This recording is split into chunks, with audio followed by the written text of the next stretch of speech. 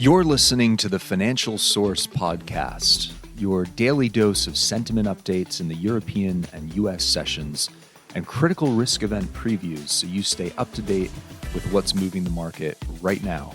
Each session is carefully crafted personally by the Financial Source analysts and voiced by our AI hosts who, as it turns out, sound a lot better than we do. Here's Rachel and Michael with this session's deep dive.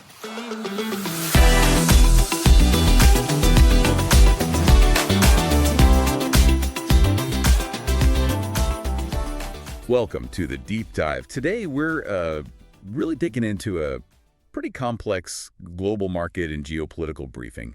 It's a dense stack of sources covering everything from central banks to, trade deals and global tensions. Yeah, and our goal here is to cut through that noise. We want to quickly pull out the most important nuggets, the things driving sentiment right now, focusing on those immediate financial and political catalysts. Think of it like a shortcut to understanding why the market's doing what it's doing. Okay, got it. So let's map this out. We'll start with the money, right?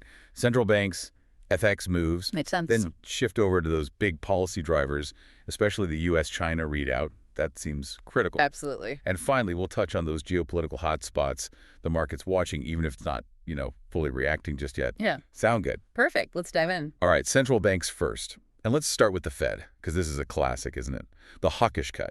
They delivered a 25 basis point cut, which normally means easing. But the dollar, held firm, actually gained. How does that work? Well, it's fascinating, really. The market basically prioritized the forward guidance over the cut itself. Yes, they cut, which is easing now. Okay. But Chair Powell, he was very deliberate. He paired it with a strong message about what comes next. He stressed that another move in December is, and I quote, far from assured. So that's the hawkish part. Yeah. The market's hearing, okay, one cut, maybe, but don't expect a flood of easing. Exactly. It's read as an adjustment, maybe some necessary housekeeping, but not the start of a big easing cycle. The Fed isn't panicking. Right. And that confidence, that slower path for future cuts, that supports the dollar because, your dollars will yield more for longer compared to other currencies. Yeah, that explains the gold reaction, too. It took a hit initially. Precisely. Less aggressive easing means, less perceived need for that classic inflation hedge. Okay, let's jump across the Pacific. Yeah. Because this strong dollar story, it really puts pressure on the Bank of Japan. They're dealing with their own stuff, too. Policy unchanged, the briefing says. But a key detail, flagged right away. 2 board members dissented. They wanted a hike. Yeah, that's a real split. It shows that internal tension, right? Yeah. About whether it's finally time to hike rates, especially with inflation and wages picking up in Japan. But then the governor steps in. Right. Governor Ueda. He immediately tried to manage expectations externally. Said very clearly there's no preset timetable for the next increase. So if the Fed is managing its cuts hawkishly, and the BOJ is stressing no timetable for its potential hikes, the poor yen is just squeezed. That's exactly the connection. You've got the dissent pushing for tightening internally, but externally, there's this lack of commitment, plus the strong dollar. It just left the yen softer. So traders are basically on edge now. Totally, on high alert. Because if the BOJ is forced to move faster than Ueda suggests, you could see some extreme volatility in the yen. Headline risk is high there. Okay. And quickly on the others. The Aussie dollar. Still looking pretty supported. The briefing points to that hotter-than-expected inflation print down under. Right, pushing back RBA cut expectations. Exactly. A clear case of domestic factors supporting the currency. And sterling. GBP. Trading pretty flat, actually. There's some UK fiscal chatter, budget talks simmering. But mostly, traders are just waiting. Waiting for the ECB? Yeah, the upcoming European Central Bank decision, that's likely the big driver for the euro, and by extension, probably sterling in the very near term, shows that regional pull. Okay, so we've seen how central bank rates, but also their guidance, their commitments, are moving currencies. Let's pivot now to how those commitments play out in global trade, specifically that U.S.-China summit readout. All right, shifting to policy drivers. Trade, tariffs. The briefing highlights President Trump's summary of his meeting with President Xi, called it amazing. The 1210 rating, right. Yeah, and claimed lots of decisions were made. No. That's very positive language. But what were the actual decisions, the tangible stuff? Right. This is where we move from the diplomatic smiles to the policy details. The sources lay out a one-year trade truce framework 4 key points that really matter for flows. Okay, what are they? First, reducing those fentanyl-linked tariffs on China down to 10%. Second, extending the suspension of certain reciprocal tariffs for a year. Okay, hold on.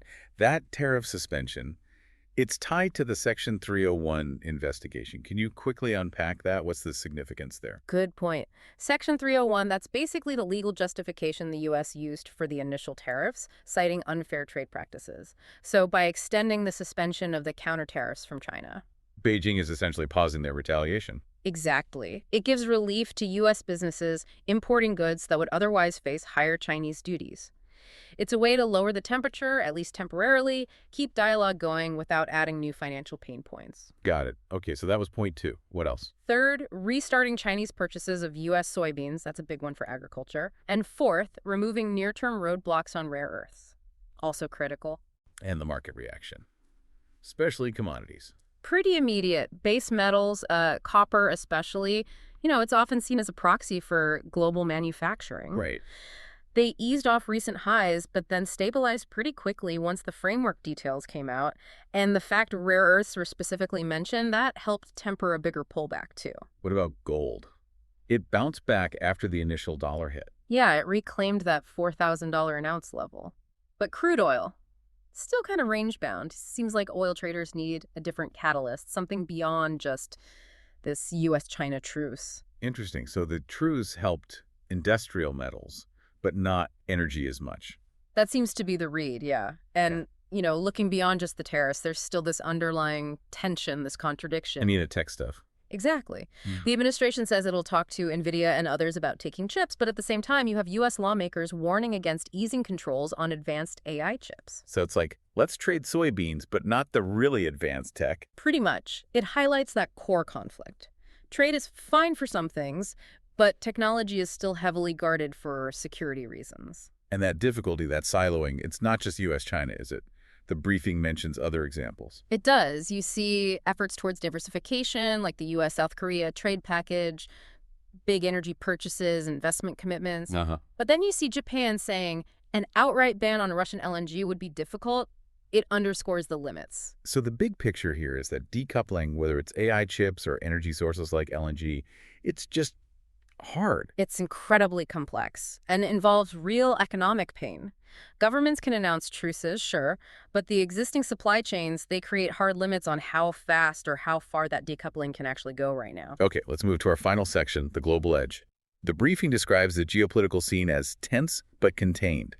That contained part is key for markets, stops the panic, but what's making it tense? Well, the flashpoints are definitely there. Israel reported renewed enforcement around the Gaza ceasefire, warning of more measures if violations continue. And North Korea launched another missile, described as part of its nuclear forces. That keeps the region on edge, obviously. These aren't small things. Right, kinetic tensions. Yeah. But the briefing also mentions diplomacy happening. China and India talking about their border. Yeah, talks on managing the western border, agreeing to keep dialogue going through military and diplomatic channels. That supports the contained narrative. Okay, but I'm looking at this, and doesn't the briefing also talk about things like increased defense spending globally, heightened security stuff? Isn't that a contradiction? Does the fact they're talking really mean it's contained if they're also clearly preparing for conflict? That's a really critical point, and yeah, you have to be skeptical. That contradiction shows countries are hedging their bets. They talk, which prevents markets from immediately pricing in a huge conflict risk. Right. But they're also preparing in case talks fail. So it's like commitment to stability, yes, but also preparation for instability. It's both at once. That dual reality. Maybe that explains the market reaction or lack thereof to some domestic U.S. headlines mentioned. Which ones are you thinking of? The briefing notes too. A kinetic strike on a narco-trafficking vessel in the Pacific, and some internal U.S. posting about possibly restarting nuclear weapons testing. The market apparently just noted them. No big repricing. Yeah, the market likely saw those as either very localized, like the narco vessel strike, or more like strategic posturing, like the nuclear testing note. So not immediate systemic risks. Exactly. For a headline to really shake things up, cause a liquidity crunch, disrupt major shipping, it usually needs to signal a bigger, potentially uncontrollable conflict that threatens global supply chains or stability. A focus strike or political messaging, markets tend to shrug those off, historically speaking, unless they escalate. Okay, so we've covered a lot of ground. Central banks holding firm, U.S.-China truce announced, but with questions, geopolitics tense but sort of contained. Where does that leave the market right now in terms of immediate sentiment? Well, pulling it together, you've still got a firm dollar, especially heading into that ECB decision. The yen is definitely watchful after that BOJ split vote. And the Aussie dollar supported by its own inflation story. Right. But the single most critical near-term swing factor, according to these sources, it's not another speech, not even that 12-10 rating. It's follow-through, execution. Exactly. It's whether that U.S.-China truce framework actually translates into, concrete tariff documentation and, crucially, actual purchase flows in the coming weeks. So we need to see the proof. Are the soybeans actually being bought? Are the rare earth channels actually easing up? Absolutely. That flow, that's what validates the truce beyond just words. If those purchases don't materialize quickly, the whole framework starts to look pretty fragile. And that execution risk, that's what will drive FX, copper, energy sentiment. That's the argument here, yes.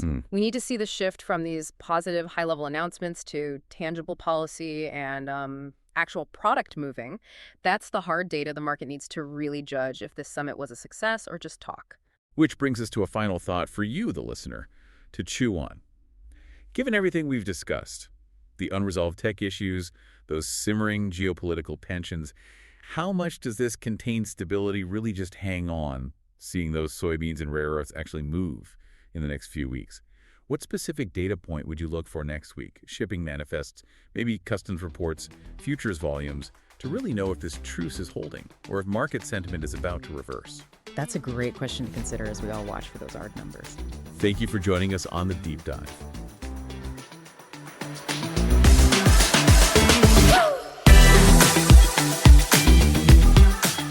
Thanks for listening to the Financial Source podcast.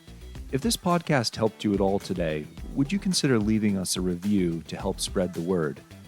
Each month, we also give away different resources and indicators just to podcast listeners. So write into Financial Source at support@financialsource.co to claim your free gift today. Talk to you all in the next episode.